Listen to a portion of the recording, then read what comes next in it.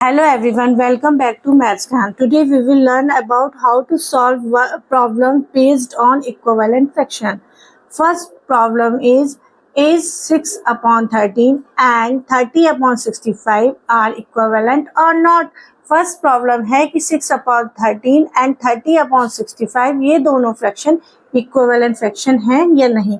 इस प्रॉब्लम को सॉल्व करने के लिए हमारे पास दो मेथड हैं, by cross method and by lowest term method.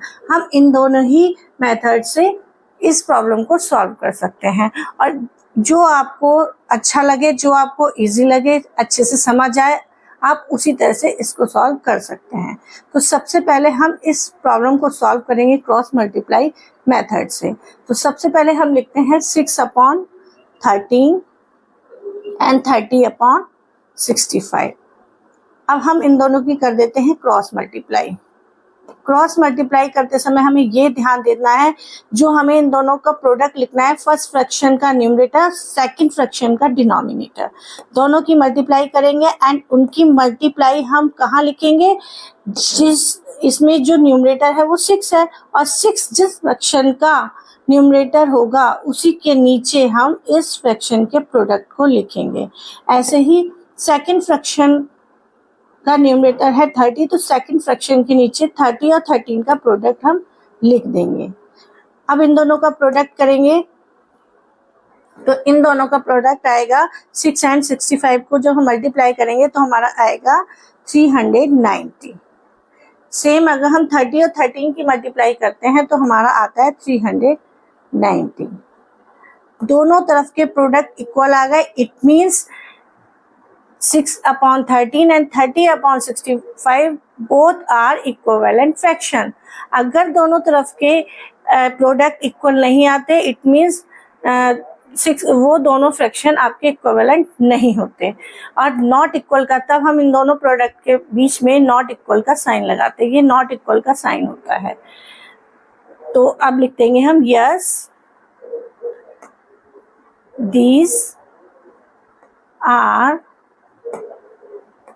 equivalent fraction.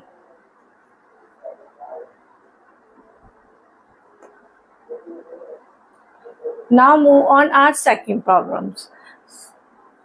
Second method is lowest term. By lowest term हम इसको सॉल्व करेंगे 6 upon 13 and 30 अपॉन 65। इनको चेकआउट करना है ये दोनों इक्विवेलेंट फ्रैक्शन है या नहीं। तो इक्विवेलेंट फ्रैक्शन क्या होते हैं? इक्विवेलेंट फ्रैक्शन वो होते हैं जो देखने में तो डिफरेंट लगते हैं बट उनकी वैल्यू सेम होती है। इसी डेफिनेशन को लेते हुए हम इसको लोएस्ट टर्म में चेंज करेंगे दोनों फ्रैक्शंस को। लेकिन जो फर्स्ट फ्रैक्शन है वो ऑलरेडी लोएस्ट टर्म में है, क्योंकि कोई भी कॉमन नंबर नहीं है जो इन दोनों को कैंसिल आउट कर दे।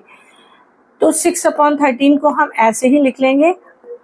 अब आती है 30 अपॉन 65 की बारी। तो अब हम इसको एक ऐसे नंबर से डिवाइड करेंगे जो कॉमन हो, जिससे 30 भी डिवाइड हो जाता हो, 65 भी डिवाइड हो जाता हो।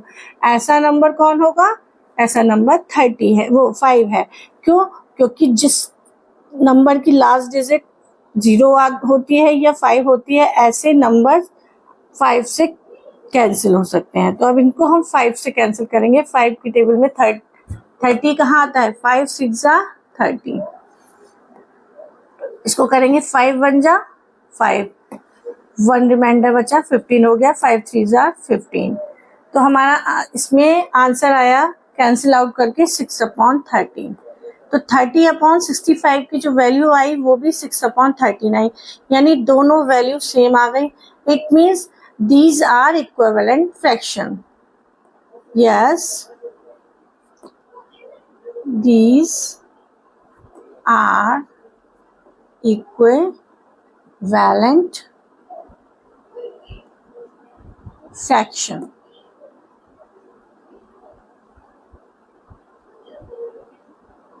अगर ये दोनों वैल्यू सेम नहीं आती, इसका मतलब वो दोनों फ्रैक्शन इक्विवेलेंट फ्रैक्शन नहीं है।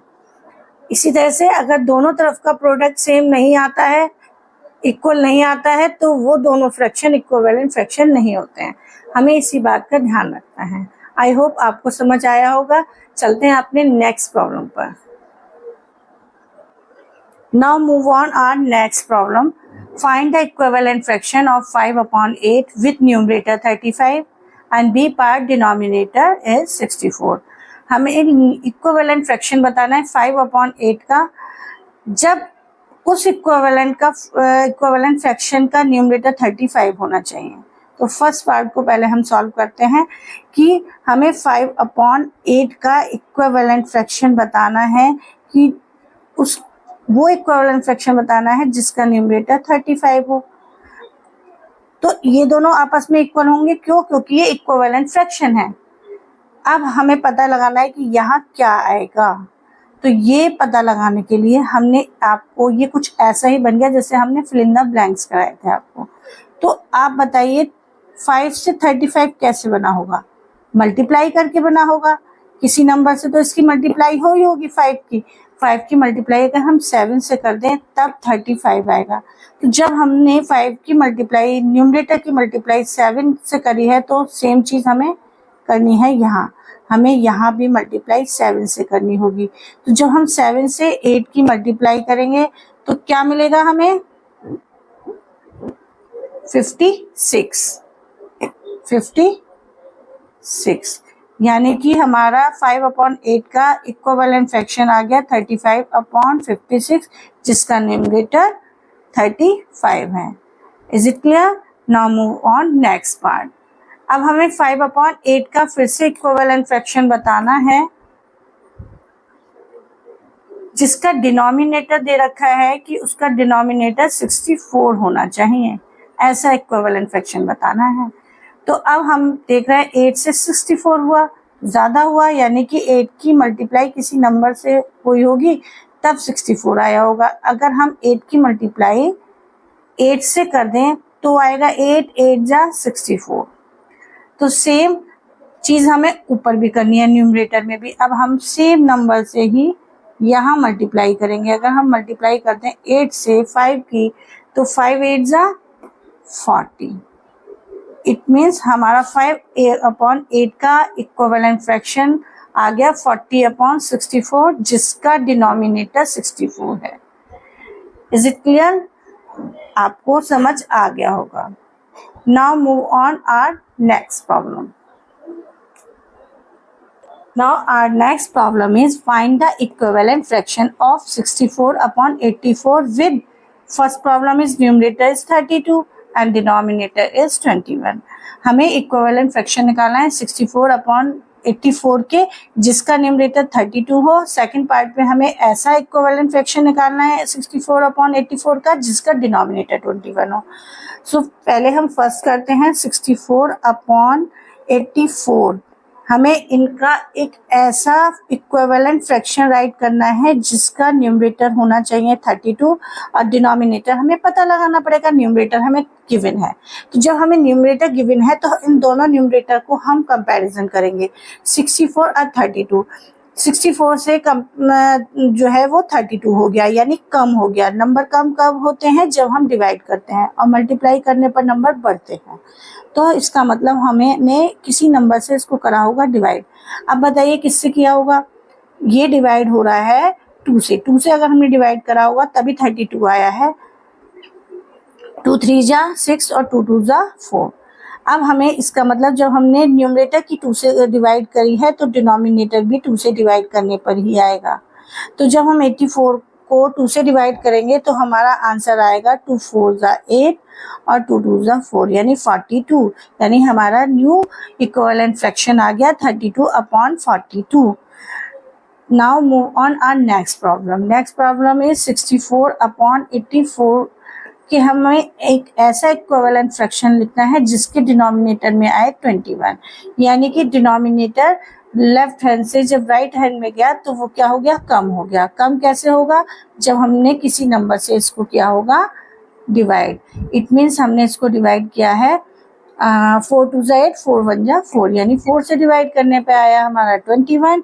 सो that's why if we will divided by 4 also. Now we get, अब हमें क्या मिलेगा?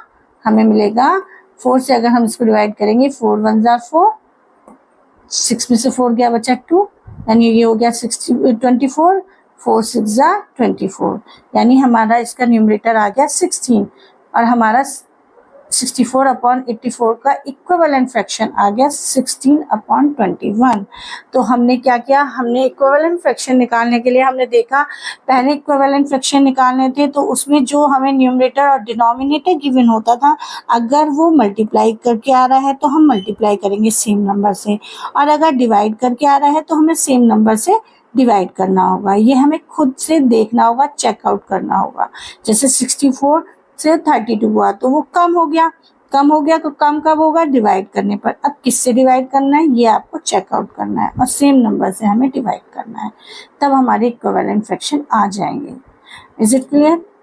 आई होप आपको समझ आ गया होगा। अगर आपको मेरा वीडियो हेल्पफुल लगा है, पसंद आया है, तो मेरे वीडियो को लाइक, शेयर और सब्सक्राइब करना ना भूलें। मिलते हैं अपने नेक्स्ट वीडियो में और इंटरेस्टिंग फैक्ट के साथ। तब तक के लिए टेक केयर एंड बाय।